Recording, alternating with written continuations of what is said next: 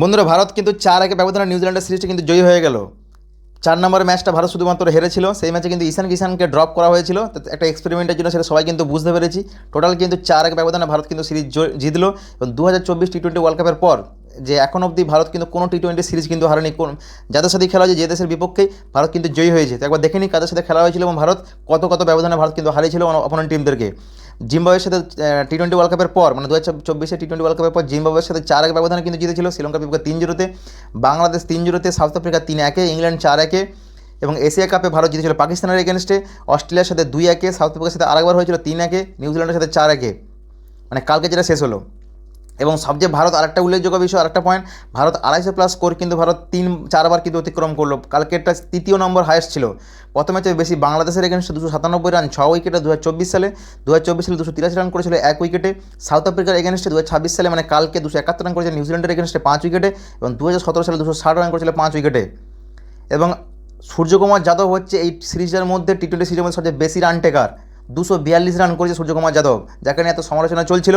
সে কিন্তু রানে বা ব্যাটিংয়ে প্রমাণ করে দিল যে আমি এখনও ফুরিয়ে যাইনি, আমার এখনও অনেক কিছু দেওয়ার বাকি আছে ভারতকে টি-20 ওয়ার্ল্ড কাপে।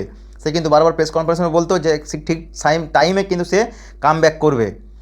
অভিষেক 242 করেছে, প্রথম ম্যাচে করেছে 32 রান, তারপরে 82, তারপরে 57, তারপরে 8, তারপর 63। 242 রান। অভিষেক শর্মা হচ্ছে তোমার 3 নম্বরে রান টেকার হায়েস্ট ভারতের।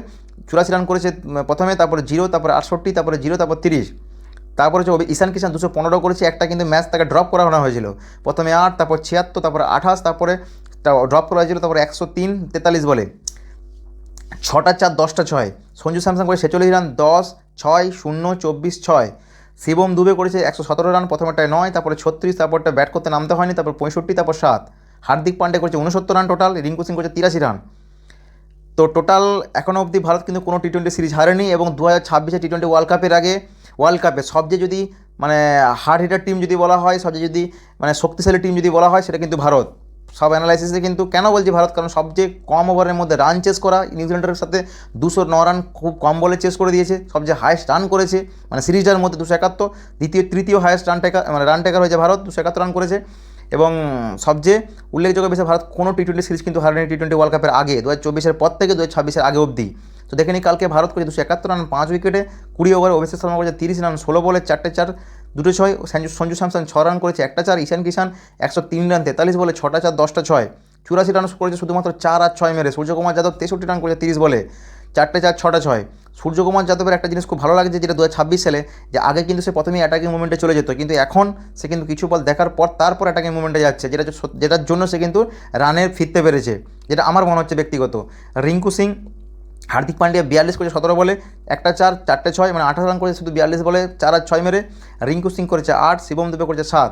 এবং নিউজিল্যান্ডের বলার দিকে এক প্রকার বলতে পারে ঝড় জ্বালিয়েছিল, কাউকে কিন্তু 10-এর নিচে ইকোনমি রেট রাখেনি। ফাগুসেন একজন কিন্তু অভিজ্ঞ বলার, 4বার বল করে 41 রান দিয়ে 2টো উইকেট, 10.25 ইকোনমি রেট। স্যান্ডনার যে ক্যাপ্টেন, 4বার বল করে 60 রান দিয়ে 1টা উইকেট, ভাবা যায়, 15 ইকোনমি রেট। জ্যাকব ডাফি 4বার বল করে 53 রান দিয়ে 1টা wicket, 13.25 economy rate. Kyle Jamieson 4বার বল করে 59 রান দিয়ে 1টা wicket, 14.75 economy rate. Glenn Phillips 1বার বল করে 10 রান দিয়ে 10 economy rate.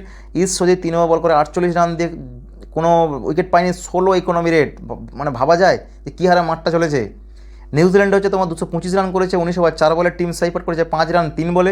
Finn Allen 80 run করেছে, রচিন রবীন্দ্র 30 রান। দুজনে মিলে কিন্তু 100 রানের পার্টনারশিপ করেছিল, যেটা কিন্তু একটা ভরসা জুগিয়েছিল নিউজিল্যান্ডকে, তারপর কিন্তু শেষ রক্ষা হয়নি। গ্লেন ফিলিপস করেছে 7, ডেরেল মিচেল করেছে 26, স্যান্ডন করেছে 0, বেভন জ্যাকবস করেছে তোমার 7, তোমার কাইল জ্যামসন করেছে 9 রান, ইস সদি করেছে 33 15 বলে। ফাগুসান করেছে 3, জ্যাকব ডাফি করেছে 9। ভারতের মধ্যে সবচেয়ে বেশি উইকেট পেয়েছে তোমার আর্শদীপ সিং, এবং দ্বিতীয় হচ্ছে অক্ষর প্যাটেল। আর্শদীপ সিং পেয়েছে 5টা এবং অক্ষর প্যাটেল পেয়েছে 3টে।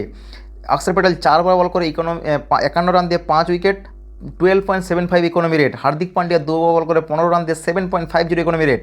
জাসপ্রীত বুমরা 4বার বল করে 58 রান দিয়ে 14.50 ইকোনমি রেট, কোনো উইকেট পায়নি। বরুণ চক্রবর্তী 4বার বল করে 36 রান দিয়ে 1টা উইকেট, 9.00 ইকোনমি রেট। অক্ষর প্যাটেল 4বার বল করে 33 রান দিয়ে 3 উইকেট, 8.25 ইকোনমি রেট।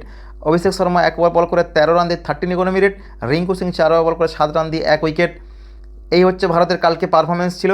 প্রত্যেকটা ম্যাচ কিন্তু যে ভারত মানে যে চেস করে জিতে সেটা কিন্তু না, চেসও করেছে কম ওভারের মধ্যে এবং প্রথমে ব্যাট করে বেশি রানও করেছে, এবং একটা কঠিন মানে ভালো টিমের বিপক্ষে কিন্তু ভারত জিতেছে এবং ভালোভাবে জিতেছে। যেটা টি-20 ওয়ার্ল্ড কাপের আগে একটা বলা যেতে পারে খুশির ইমেজ বলা যেতে পারে। কেননা যে পুরো এরম মানে আজ অবধি টি-20 ওয়ার্ল্ড কাপে মানে হয়নি যে মানে আগের ওয়ার্ল্ড কাপ টু পরের ওয়ার্ল্ড কাপ অবধি কোনো সিরিজ হারেনি, সেটা হচ্ছে তোমার সূর্যকুমার যাদবের নেতৃত্বে। এবং এখন এক নম্বরে উইনিং ক্যাপ্টেন হিসেবে সবচেয়ে বেশি পার্সেন্টেজ কিন্তু সূর্যকুমার যাদবের। মানে দারুণভাবে কিন্তু টিমকে এগিয়ে নিয়ে যাচ্ছে এবং তার ক্যাপ্টেন্সিতে ভারত কিন্তু ভালো জায়গাতে আছে টি-20 ওয়ার্ল্ড কাপ, টি-20তে বিশেষ করে। ওডিআইতেও ভালো জায়গাতে আছে, কিন্তু ওডিআই যাই হোক 2-1 ব্যবধানে। এবং আমরা নিউজিল্যান্ডের সাথে কিন্তু দুটো ফর্মেটে হেরেছিলাম, টেস্টেও হেরেছি, ওডিআইতে হেরেছি। টি-20তে শুরুতে বলেছিলাম ভারতের সাথে কোনো কথা হবে না বস, কোনো ছেড়ে কথা হবে না টি-20 ওয়ার্ল্ড কাপের আগে। সেটাই কিন্তু হলো, এবং যেটা অনুমান করেছিলাম 4-1 ব্যবধানে কিন্তু ম্যাচ জিততে চলেছে ভারত। 4-1 ম্যাচ 1-এ কিন্তু সিরিজ শেষ করলো। এবং আরেকটা উল্লেখযোগ্য বিষয়, সঞ্জু স্যামসন কিন্তু বাদ পড়তে চলেছে ওপেনিং থেকে। কেন বাদ পড়ে যাচ্ছে? কারণ তাকে 5টা ম্যাচের মধ্যে কিন্তু কোনো 50 নেই, ভালো কিন্তু রান নেই। সেই জায়গার দিক থেকে তিলক বর্মা এন্ট্রি করাতে, ব্যাক করাতে, তো আমরা জানি তিলক বর্মা কীরকম একজন ভরসাযোগ্য ব্যাটসম্যান। আমরা এশিয়া কাপে দেখেছি পাকিস্তানের এগেনস্টে, যেখানে সবাই কিন্তু ব্যর্থ হয়ে যাচ্ছিল। সেই জায়গার দিক থেকে কিন্তু তিলক বর্মা নিজেকে কিন্তু নিজের রূপটা দেখে এশিয়া কাপটা কিন্তু জয়ী করেছে। এবং সেই জায়গার দিক থেকে সে চোটের জন্য বাইরে যায় এবং মানে এন্ট্রি নিচ্ছে, এবং সেই জায়গার দিক থেকে বাদ কে যাবে অবভিয়াসলি সঞ্জু স্যামসন এখন। যেটা আমার ধারণা ওপেনিং কিন্তু ভারত লেফট হিরো দেখতে চলেছে বহুদিন পর। অতীতে এরকম ঘটনা যে ঘটেনি সেটা কিন্তু নয়, ঘটেছে কিন্তু খুব কমবার। গৌতম গম্ভীর সাথেই কিন্তু তোমার ইরফান পাঠান কিন্তু নেমেছিল ইংল্যান্ডের বিপক্ষে সম্ভবত, যাই হোক। তো কিন্তু অতীতে হয়নি না, হয়েছে কিন্তু কম। ভারত কিন্তু ওপেনিংয়ে দুটো রাইটই খেলেছে বেশিরভাগ, কিন্তু দুটো লেফটই কিন্তু খুব কম খেলেছে। যেটা কিন্তু 2026 সালে আমার অনুমান, যেটা কিন্তু দেখতে চলেছে ঈশান কিষান এবং অভিষেক শর্মার সাথে ওপেনিং, 1 ডাউনে তিলক বর্মা, 4 নম্বরে সূর্যকুমার যাদব। যে এই 4টে জিনিস মনে হচ্ছে অলমোস্ট বলা যেতে পারে পুরো ফিক্সড।